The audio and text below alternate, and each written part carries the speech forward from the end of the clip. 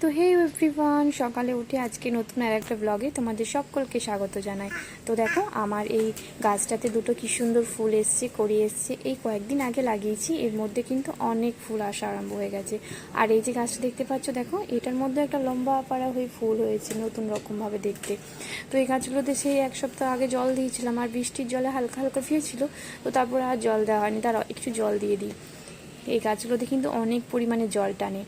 তো দাঁড়া, জল দিয়ে না আজ একটু কাজের তাড়া আছে, আজ একটু দিয়ে যেতে হবে একটু বাইরে। তো দেখো সকাল সকাল আজ বসিয়ে দিয়েছি রান্না, এখানে চাপিয়েছি ঝিঙে আলু পোস্ত, আর ওদিকে বানাবো শুক্তো। আজ তো বৃহস্পতিবার, নিরামিষ হয়, তাই পোস্ত শুক্তো ডাল, আর বেশি কিছু করব না। তো দেখো এখানে ডালটাও কিন্তু প্রেশার কুকারে সিটি মারা আছে। আর এই যে দেখো গল্প করতে করতে পোস্ত কিন্তু আমার প্রায় হয়েই গেল। আমার কিন্তু ঝিঙে আলু পোস্ত খেতে হেভি লাগে। তোমাদের কেমন লাগে পোস্ত খেতে? আমার কিন্তু সব রকম পোস্তই প্রিয়। তো দেখো এই যে পোস্তটা হয়ে গেল, এটা একটু সর্ষের তেল দিয়ে এবারে নামিয়ে নেব। তারপরে দেখো যাবো বলে না ডিপ ফ্রিজে 2 বোতল জল ভরে দিচ্ছি, কারণ বাইরে গেলে জলটা না এখন খুব দরকার। জল বেশি বেশি করে খেতে হবে, কারণ প্রচণ্ড গরম পড়েছে। তাই একটু যাতে তাড়াতাড়ি ঠান্ডা হয়, তাই ডিপ ফ্রিজে বোতলগুলো ভরে দিলাম।